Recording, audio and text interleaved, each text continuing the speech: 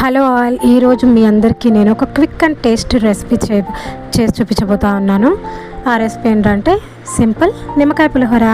ఇక్కడ నేను 1.5 పావుసేరు బియ్యాన్ని అన్నం చేసుకొని చల్లారబెట్టుకున్నానండి. ఇట్లా చూపించిన విధంగా ఇవన్నీ తీసుకోవాలి. ఆయిల్ అయితే 5 స్పూన్స్ తీసుకున్నాను. సో కడాయిలో పోసుకొని వేడి చేసుకున్న తర్వాత ఒకదానికి వెంట ఒకటి వేసుకొని కలబెట్టుకుంటూ ఉండాలి. ఇక్కడ పర్టికులర్గా ఏంట్రా అంటే నేను ఒక ఇంచు మాత్రమే తీసుకున్నాను అల్లాన్ని. దాన్ని కచ్చాపచ్చాగా దంచి వేసుకున్నాము. యాక్చువల్గా మనకి పులిహోర రాదనమాట, మా అత్తమ్మ చేసి చూపిస్తా ఉంటే నేను రికార్డ్ చేసి పెడుతూ ఉన్నాను. నాలాగా రాని వాళ్ళు ఈజీ అండ్ టేస్టీగా చేసుకోవాలి అని చెప్పి అనుకునే వాళ్ళు ఈ వీడియో చూసి చేసేసుకోవచ్చు. చాలా ఈజీగా ఉంటుందండి.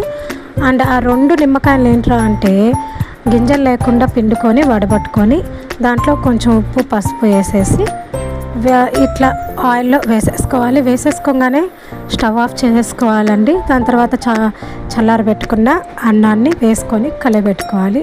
అంతే, వెరీ సింపుల్ అండ్ టేస్టీగా ఉండే నిమ్మకాయ పులిహోర రెడీ అయిపోతుంది. సో నేను ఇక్కడ కొంచెం కారం ఉండేటివి 6 తీసుకున్నాను పచ్చిమిర్చి.